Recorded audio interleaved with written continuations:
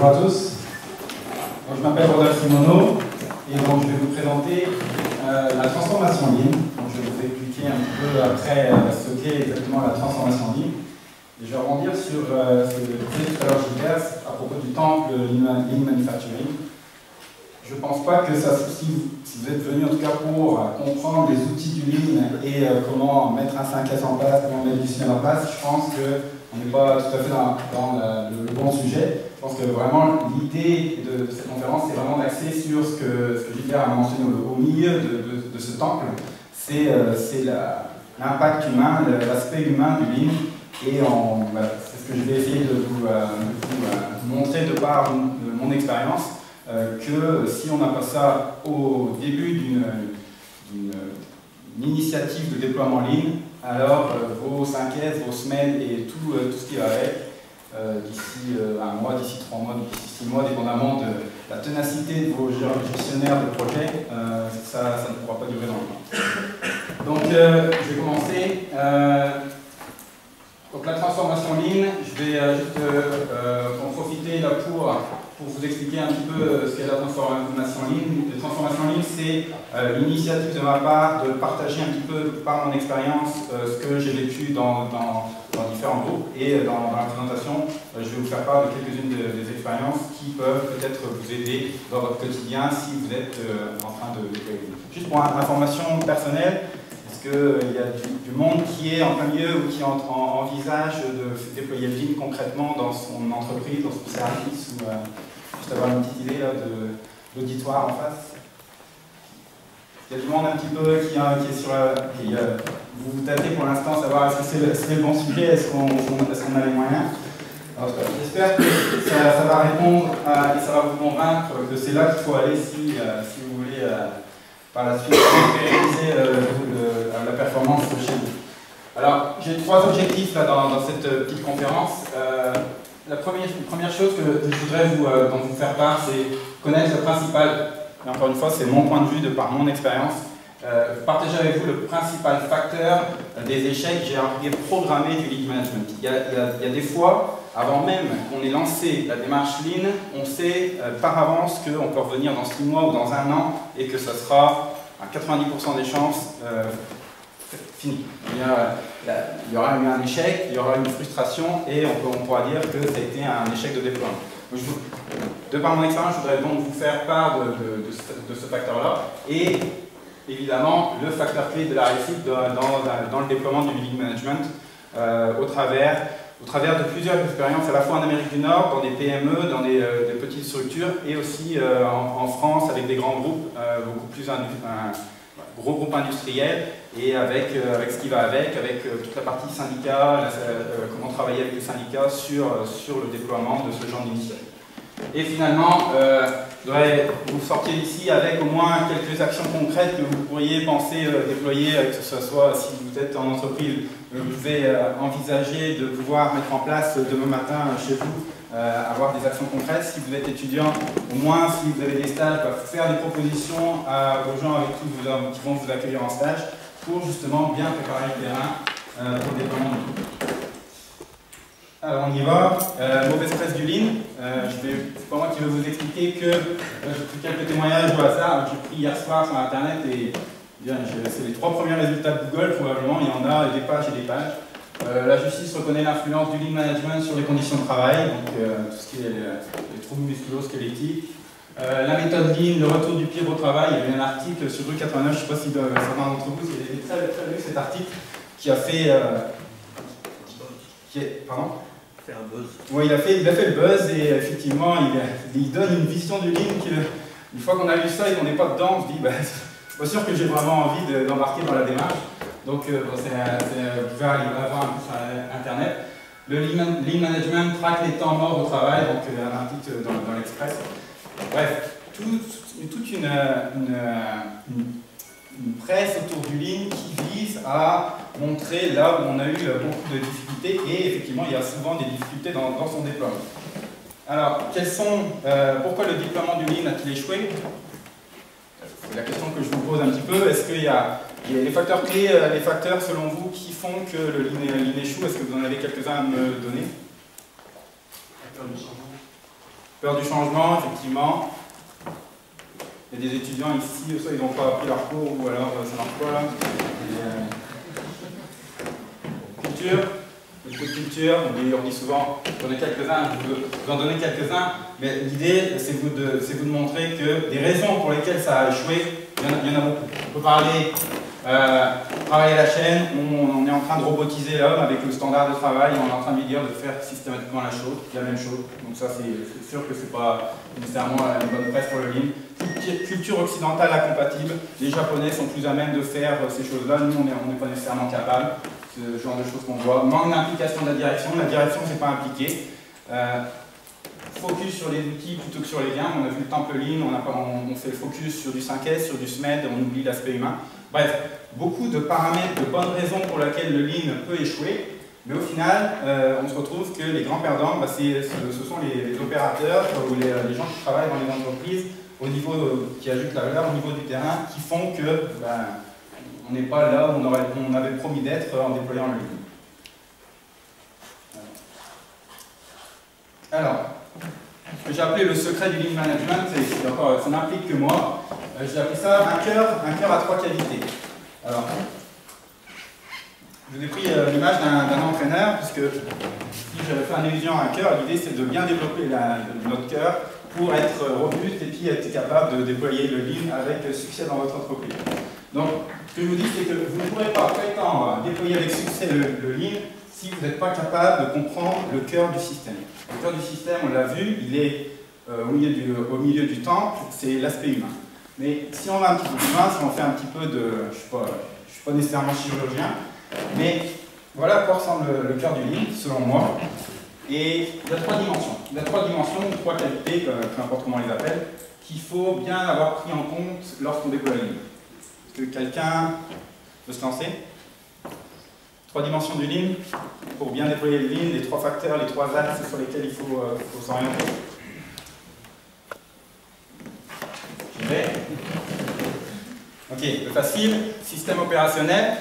Donc, dans une entreprise, on va avoir tous les actifs, les machines, les personnes avec leurs compétences. Donc, tout ça, ça va être ce qu'on va appeler le système opérationnel, les TRS qu'on opère sur nos machines, comment est-ce qu'on opère nos équipements en 3-8, on travaille les week-ends, on ne travaille pas les week-ends. Donc, tout ça, c'est ce qu'on appelle le système opérationnel, qui est nécessairement les actifs tangibles ou intangibles de l'entreprise. Donc ça, c'est ce qui est, entre guillemets, facile et technique à maîtriser. Le deuxième aspect, la deuxième dimension qu'il faut bien avoir en tête pour déployer le Lean avec succès, c'est ce qu'on appelle le système organisationnel. Le système organisationnel, c'est quoi exactement? C'est, la définition que j'en donnerais, c'est la façon dont les gens, les personnes de l'entreprise, les différents niveaux hiérarchiques de l'entreprise interagissent entre elles. À savoir, par exemple, comment un opérateur va interagir avec son responsable d'équipe? Comment le responsable d'équipe va interagir avec le directeur de production, le directeur des achats? Donc comment est-ce que, quels sont les flux de communication entre les différentes strates de l'entreprise qui font que l'information passe pas, on remonte des problèmes, on remonte pas des problèmes, donc tout ce qui touche au système organisation de l'entreprise. La dernière dimension, c'est les états d'esprit et les comportements des gens dans l'entreprise. Donc pourquoi est-ce que je le mets à part, pour dire ça, c'est le système organisationnel et la façon dont interagissent les gens, mais indépendamment des outils qu'on va mettre pour forcer les différentes strates hiérarchiques à échanger entre elles, il va falloir que les gens aient des comportements attendus par rapport à ce qu'on va leur demander. Je m'explique un peu plus là. Sur une réunion entre opérateurs et un responsable d'équipe, on s'attend à ce que l'interaction entre le manager et le responsable d'équipe, il y ait certains attendus en termes de comportement. Je vous parle de beaucoup de comportements parce que quand je suis arrivé, j'ai fait un déploiement de Lean sur un site industriel à Dunkerque, fortement syndiqué au niveau de la CGT. Donc on est arrivé, on a dit on va déployer le Lean chez vous et on va faire des standards de travail. Et donc là, je ne vous cache pas, là, ça a été assez difficile comme message au niveau des opérateurs. Et on va dire que les comportements et l'état d'esprit n'étaient pas nécessairement prêts à entendre des mots Lean Management, standard, 5S, SMED et tout ça.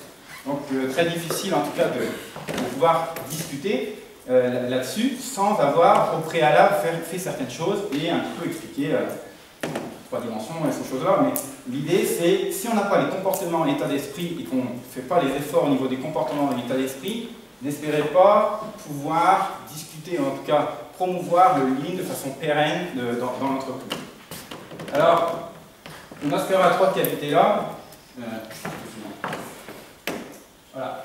Ce qui se passe dans les entreprises, ce que j'appelais le souffle au cœur des entreprises, c'est ça, c'est que ce qui se passe, c'est qu'il y a un système opérationnel, ça c'est facile, c'est des machines, on va mettre un TS, on va mettre un management visuel, donc on va fortement axer là-dessus pour déployer le Lean avec tous les outils du Lean dans le système opérationnel, et on va oublier, bon, en tout cas on ne va pas nécessairement traiter la partie organisation et la partie comportement et état d'esprit des différentes personnes qui doivent interagir dans ce système opérationnel. Et à partir du moment où le système opérationnel... Donc à partir du moment où vous allez prendre un chargé de projet sur le Lean pour déployer le Lean dans votre entreprise, vous allez faire venir des consultants pour déployer le Lean dans votre entreprise. Bref, vous allez avoir de l'aide extérieure pour déployer. Et on va se concentrer sur le système opérationnel et la partie organisationnelle et comportement et état d'esprit. Qui est-ce qui va s'en charger? C'est le chargé de projet. Le chargé de projet voit très bien qu'au niveau de l'organisation, il faut qu'il y ait des réunions, il faut que le monde s'intéresse aux 5S que vous avez mis en place. Donc tous les jours, il va aller rencontrer les différentes personnes qui doivent aller auditer le 5S, et il va le faire pendant le temps de son projet. Mais au bout d'un moment, le chargé de projet va lui dire bon, c'est bon, c'est fini, on a fini de déployer, tu peux t'en aller. Ou le consultant, bon, la mission est finie, ces gens-là vont s'en aller. Et qu'est-ce qui va rester? Il va rester votre 5S, et puis pas d'organisation autour de votre 5S qui vont faire que celui-ci va durer dans le temps. Donc que ce soit le chargé de projet, les consultants, ou même à la limite la direction, si tout le monde se focus sur le système purement opérationnel, alors les deux autres dimensions vont être laissées à l'abandon et le déploiement du Lean, si on n'a pas un système équilibré au niveau de ces 3 dimensions-là, on court à plus ou moins court terme, dépendamment de la ténacité, comme je disais tout à l'heure, de votre chargé de projet, de votre consultant, à un échec dans les 3, 6, 1 an, en tout cas, comme je disais, dépendamment de la ténacité de ces personnes-là. Alors, je vous demande de retenir un petit peu ce souffle au cœur, cette bulle surdimensionnée au niveau opérationnel, pour vous parler un petit peu du principe de Peter. Est-ce que quelqu'un connaît un petit peu le principe de Peter dans la salle? Il y a quelqu'un? Oui? La compétence maximum. Je ne sais pas qui c'est, mais oui, voilà. C'est un peu ça. Qu'est-ce que dit le principe de Peter? Et là, on rentre vraiment dans l'aspect humain, dans l'aspect ressources humaines. Alors, tout employé tend à s'élever à son niveau d'incompétence.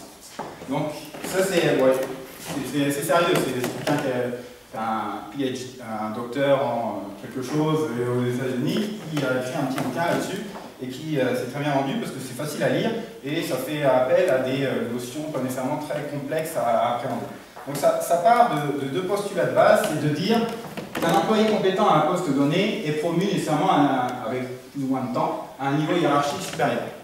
Le deuxième postulat, c'est qu'un incompétent à un poste donné n'est pas promu à son niveau supérieur. Donc avec le temps, l'idée c'est de se dire toutes les places finiront par être, à moins qu'on départ à la retraite ou je sais quoi, toutes les places vont finalement être remplies par un incompétent dans les organisations. C'est un peu dur là, ce que je vous dis, mais il y a 2 corollaires qui sont intéressants. C'est qu'avec le temps, tout poste sera occupé par un incompétent incapable d'en assumer la responsabilité. Le deuxième point, c'est que la majorité du travail est effectué par des salariés n'ayant pas encore atteint leur niveau d'incompétence. Donc, encore une fois, c'est très... optimiste. Pardon? C'est optimiste, effectivement. Mais là où je veux en venir, c'est que, et là je vais vous parler un petit peu de moi, c'est que j'ai été d'une certaine façon victime du principe de Peter il y a quelques années, puis je m'en suis pas nécessairement rendu compte. Et donc je vais me présenter par la même occasion. Donc j'ai fait une formation, j'ai fait un DUT en génie mécanique. Puis après je suis parti en Amérique du Nord faire un diplôme d'ingénieur après ma formation en DUT en génie mécanique. Donc là, on apprend des compétences techniques, génie mécanique, on a un peu de fraiseuses, des flux, tout genre de super intéressant sur la dimension purement technique de l'entreprise. Diplôme d'ingénieur, pareil, beaucoup de cours techniques. Et on sort de là et on arrive dans l'entreprise et on m'avait demandé d'optimiser différentes choses dans une petite usine qui fabriquait des casques de sécurité. Donc moi, on m'avait expliqué les Kaizen, les 5S, j'arrive, je mets tout ça en place. Mentalité nord-américaine, où les gens sont assez flexibles, ils écoutent ce qu'on vous dit, et puis on fait du 5S, du SMED, et là, miracle. Et c'est ça un peu le danger du Lean, c'est que les outils sont redoutablement efficaces. Donc la direction dit, bah, super, tout ce que tu es en train de faire, hein, c'est en train de réduire nos stocks, les lead times se diminuent, continue, on voudrait même que tu fasses ça pour 3 usines. Ok, je prends le truc, j'embauche les gens pour faire ça au niveau des usines, et chacun, je leur dis, bah voilà, j'ai fait du 5S là, ça a bien marché, j'ai fait du SMED, et on doit avoir les résultats. Et puis là, voilà, il y a des résultats qu'on voit, la direction est contente, et puis 2-3 ans se passent, et les stocks continuent de diminuer, bon, ça stagne un peu. Et là, on dit, attends, il y a un directeur d'usine qui a sauté, est-ce que tu pourrais pas aller substituer un petit peu à lui en attendant qu'on en retrouve? Et je vais là-bas, donc moi j'étais en bureau, je coordonnais ça de loin, j'arrive dans l'usine, et là je me retrouve avec mon bureau face aux opérateurs. Donc moi j'avais rarement dans les usines, donc je pensais que ce que je faisais, vu que ça ramenait de l'argent et la direction était contente, je pensais que ce que je faisais au niveau de l'usine, c'était bien pour les opérateurs. Et donc j'étais juste en face les tables pour couper dans du textile, les tables pour couper les patrons. Et là, il y a peu de syndicats, j'étais au Québec, et il y a peu de syndicats, mais là, ces deux personnes-là qui sont syndiquées, et ils me voient arriver, et ils me disent, ah, c'est toi Rodolphe Simoneau? Oui, bonjour. Et là, ils me disent, c'est toi le Lean Champion, là, qui depuis longtemps, via telle personne, fait des déplois du SMED, du 5S, on ne comprend rien à tout ça. Toujours est-il qu'aujourd'hui, bah, il n'y a plus personne qui se parle, tout le monde est en train de se tirer dans les pattes, et on n'arrive pas à avoir... on a été robotisé, les standards, on auditait tous les jours, il y a tous les jours les managers qui viennent nous voir. Bref, tout ce que l'on a parlé au tout début, qui ne marchait pas. Et là, je me suis rendu compte que, d'une certaine façon, j'avais atteint mon seuil d'incompétence parce que je pensais être en train de faire quelque chose de bien pour l'entreprise. Et au niveau des opérateurs qui, eux, fabriquent ces produits, c'était perçu comme quelque chose qui allait à l'encontre de la création de valeur et il y a eu beaucoup d'émissions, les gens, les managers avec qui je travaillais dans les usines, au bout de 2 ans, 3 ans, sont partis. Donc, d'une certaine façon, j'avais atteint ce seuil d'incompétence. Alors, bon, bref, c'est mon histoire, et puis ça a les conséquences que ça a eu pour l'entreprise, et bon, ça a quand même bien fonctionné, même si, bon, après 3 ans, il n'y avait plus personne dans mon département. Mais là où je veux en venir, c'est que j'avais une formation purement technique. J'avais jamais fait de cours de management, ces choses-là, et je me suis retrouvé à essayer de manager un système qui était là pour essayer d'aider les travailleurs. Et du coup, j'ai piloté ça de façon purement technique. On me dit 5S, c'est comme ça, et puis je l'applique. SMED, c'est comme ça, puis je l'applique, sans nécessairement réfléchir à l'impact humain que pouvaient avoir ces outils-là. Et quand je m'en suis rendu compte, il était un peu trop tard. Donc, là, je voudrais vous faire réfléchir un peu, ce sont un peu, je vais marquer des organisations managées par des techniciens. Quand je dis technicien, ce n'est pas nécessairement un agent de maîtrise, mais par des gens qui ont une formation purement technique. Et quand on regarde, là c'est un sondage 2007 sur BVA, sur les compétences attendues par les managers. Planification, organisation, capacité à motiver, capacité à communiquer, reconnaître la qualité du travail des collaborateurs, confiance en soi. Les 5 premiers critères, c'était cela. J'ai fait dans mon DUT, une école d'ingénieur, j'ai jamais traité d'aucun de ces sujets-là dans les écoles. Donc, oui, certes, le technicien qui est dans l'entreprise va acquérir une certaine expérience et va développer des compétences managériales, certes, mais ça va prendre du temps. Alors, en attendant, qu'est-ce qui se passe? On a des organisations dans lesquelles il y a beaucoup de quand je dis technicien, c'est pas du tout péjoratif, minutes. Il y a beaucoup de personnes qui n'ont pas nécessairement de compréhension de l'aspect managérial qu'ils ont, de l'impact qu'ils peuvent avoir auprès de leurs opérateurs pour prendre nécessairement les bonnes décisions et coordonner leur équipe. Alors du coup, si je reviens à mes trois systèmes, on arrive à, donc ce que j'ai marqué, le point de départ de la transformation ligne, c'est avoir des managers qui managent. Et là, si on reprend ce cœur à trois dimensions-là, avec la dimension opérationnelle surdimensionnée, c'est des techniciens qui vont manager et qui vont avoir recours à la partie purement technique du Lean pour déployer et avoir des bénéfices court terme sur les entreprises. Alors que si vous êtes en mesure de manager, de mettre en place des managers qui vont manager et donc utiliser leurs équipes de manière efficace, là on va rentrer dans un système équilibré entre l'aspect opérationnel, l'aspect organisationnel et les états d'esprit et comportements humains. Donc toute la difficulté, à mon sens, d'une transformation ligne réussie, c'est pas dans la capacité à faire du 5S, du SMED et ces choses-là, c'est dans la capacité à déployer, à faire progresser vos managers que vous avez promus dans votre organisation et qui se retrouvent aujourd'hui avec des postes de management et qui doivent se comporter comme des managers et non pas utiliser leurs compétences techniques pour être en mesure de justifier leurs résultats et toujours se retrancher derrière cette compétence technique. Alors, facile à dire, beaucoup plus difficile à faire. Oui, on peut les envoyer en formation, quadrification ou toutes sortes de processus très pertinents, mais au final, quand on se retrouve avec 5 opérateurs devant soi et qu'on doit expliquer pourquoi est-ce qu'on va faire un standard, et il y a de l'expérience, mais il y a beaucoup de coaching qui doit être fait autour de ça pour être capable de développer ces personnes. Alors, je reviens à mon principe de Peter, parce qu'il a oublié de nous dire quelque chose. La chose qu'il a oublié de nous dire, c'est que le seuil d'incompétence managériale, parce que c'est ça qui nous intéresse, peut évoluer. Et oui, on est capable de le faire évoluer, mais les compétences managériales, il ne faut pas croire que ça s'improvise. Dans la même étude de BVA, il disait qu'il y avait près de 2 à 3% des personnes qui avaient des compétences innées de manager. Le reste des gens devaient soit les acquérir de diverses façons. Donc, oui, on peut aller suivre des cours dans les livres, on peut aller faire une formation, un billet, toutes sortes de formations. Mais, ultimement, les compétences managériales vont se développer en s'entraînant sur le terrain et en étant coachés par des gens qui savent de quoi, qui ont vécu à travers quoi le technicien est en train de vivre. Donc, c'est vraiment ça qui est le point pivot là, dans une démarche ligne qui va durer versus une démarche ligne qui ne va pas durer. C'est la capacité à faire évoluer ce seuil d'incompétence. Et je ne dis pas nécessairement que tous les techniciens sont incompétents en management, je dis juste qu'il faut que ces personnes-là qui n'ont pas nécessairement été exposées à ce genre d'intervention, à ce genre de comportement dans l'entreprise, le fassent et soient coachés par des gens qui savent de quoi ils parlent. Alors, on devait parler du management, donc je vais essayer de recentrer un peu ce que je viens de dire, parce qu'on a un peu dérivé. Pour que les employés de votre service participent activement à une transformation en profondeur de votre performance, mettez en place des managers qui managent la performance au quotidien.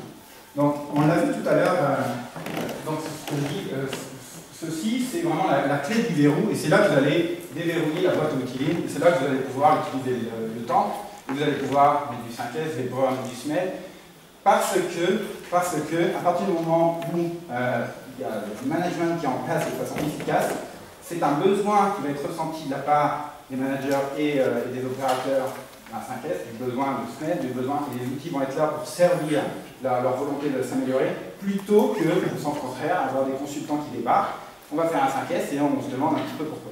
Donc, je caricature un petit peu la situation. Il y a des consultants qui font ça très bien, qui sont capables de créer le contexte pour lequel on a besoin de développer les outils et ont cette phase de développement des managers. Mais c'est vraiment la clé du verrou dans le succès de la pérennisation du livre. Alors, ma dernière slide.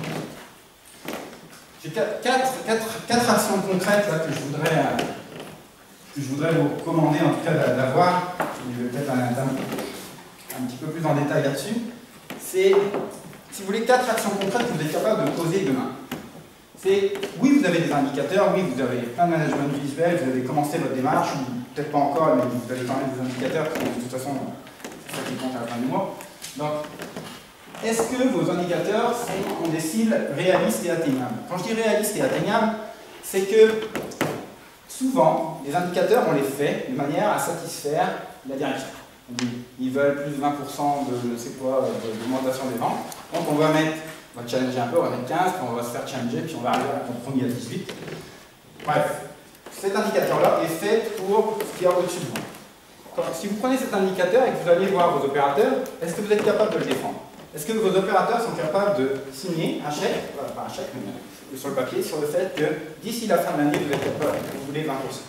Et si vous n'êtes pas en mesure d'aligner à la fois les gens qui travaillent pour vous et les gens pour lesquels vous travaillez sur les cibles que vous voulez vous fixer, alors là, il y a un problème.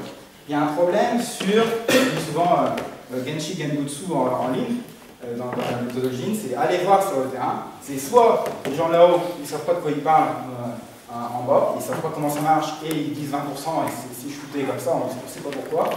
Soit vos opérateurs prennent à deux pieds et c'est à vous de les convaincre qu'il faut avoir une ambition de croissance. Donc, les cibles réalistes et atteignables, peu d'entreprises, à mon sens, que j'ai rencontrées, peuvent se prévaloir d'avoir des cibles qui sont validées à la fois pour les opérateurs et à la fois par la direction. Et tout l'avantage des petites entreprises, des PME, c'est justement d'avoir une proximité entre ces gens-là et d'être en mesure d'avoir cet alignement. Donc ça, c'est la première chose à faire, c'est des cibles réalistes et atteignables. Deuxième chose, résoudre des problèmes. C'est le cœur du lean. Le petite vidéo qu'on avait avant, il y avait une dame qui parlait de résolution de problèmes et elle était enthousiaste quand elle parlait de résolution de problèmes. Elle disait que son manager venait l'aider, on traitait tout de suite la cause et on mettait en place les correctifs.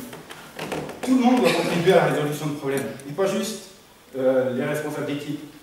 Je suis directeur d'usine, à mon niveau aussi, je dois contribuer à la résolution de problèmes. Je suis opérateur, je dois sortir, je sais pas, des stores de PVC, mais ce n'est pas juste mon unique responsabilité. J'ai aussi la responsabilité de résoudre les problèmes par rapport à ça. Ce n'est pas juste ma fonction. Au-delà de ma fonction, il y a toute cette dimension de résolution de problèmes. Donc, toute la partie résolution de problèmes, c'est, encore une fois, facile à dire, de mobiliser tout le monde là-dedans. Et comment le faire? C'est la prochaine étape. Pardon. Contribuer tous les jours. Alors, quand je dis contribuer tous les jours, c'est de mettre en place des routines qui vont faire que tous les jours, on va s'assurer que tout le monde participe à la résolution de problèmes. Et ça, comment est-ce qu'on fait? C'est des rituels de gestion de la performance. Je prends un exemple. Le matin, tous les matins à 8 h, par exemple, il peut y avoir une réunion entre le chef du département, ses managers et les responsables d'équipe sur lesquels on va discuter des problèmes de la veille. Vous connaissez certainement ces choses-là. Les problèmes de la veille, pourquoi on n'a pas atteint la performance, quels ont été les problèmes, est-ce qu'on a des plans d'action en face de nos problèmes. Tous les matins, avoir cette routine-là, systématique. À partir du moment où on rentre dans cette routine-là, tous les matins, on commence à regarder pourquoi hier ça n'a pas bien été et qu'on résout dans la journée les problèmes de la veille. Là, on arrive vraiment dans une organisation, des organisations apprenantes, là, où tous les jours, on va converger vers un système qui nous permet d'avoir l'équilibre des trois dimensions. Le système opérationnel, l'organisation et le comportement. Donc ça, c'est le troisième point. Et le dernier, une fois que ces routines sont en place, il va falloir les coacher. Et si vous laissez votre routine en place comme ça, et puis vous n'essayez pas de l'améliorer au fil du temps, oui, ça va apporter ses fruits, mais au fil du temps, il va falloir avoir un retour d'expérience sur la qualité de la routine, challenger un petit peu les gens qui les animent, challenger un peu la qualité de la résolution de problèmes pour progresser, pour proposer des nouveaux outils Lean et ces choses-là. Et c'est lors de ces routines-là qu'à partir du moment où on commence à discuter les problèmes, où on va créer le besoin des outils Lean. On a des problèmes, on ne trouve pas les outils, le 5S est peut-être un outil qui va répondre à un besoin. Et non pas le contraire, faire du 5S pour dire de faire du 5S et ne pas avoir vraiment la raison pour laquelle on fait le 5S en face. Et si on communique bien sur ces routines, sur le contenu de ces routines-là, entre les managers et entre les opérateurs, à ce moment-là, on arrive vraiment dans une dynamique vraiment efficace. Je regarde si Oui, Martin. Donc ça c'est la transformation ligne. Alors, juste pour vous situer un petit peu le contexte, ça c'est des partages d'expérience. Donc j'ai un blog sur lequel j'ai écrit plusieurs articles sur des partages d'expérience sur le déploiement du Lean dans différentes organisations. Donc il y a des articles sur le blog et la transformation Lean. Donc il y a des vidéos, il y a des supports, je fais du coaching au travers de 4 étapes. Donc je ne les détaille pas ici, mais il y a 4 étapes de la transformation Lean qui sont un petit peu axées sur les 4 critères dont on parlait tout à l'heure pour créer en tout cas une émulation sur la gestion de la performance et sur le déploiement du Lean.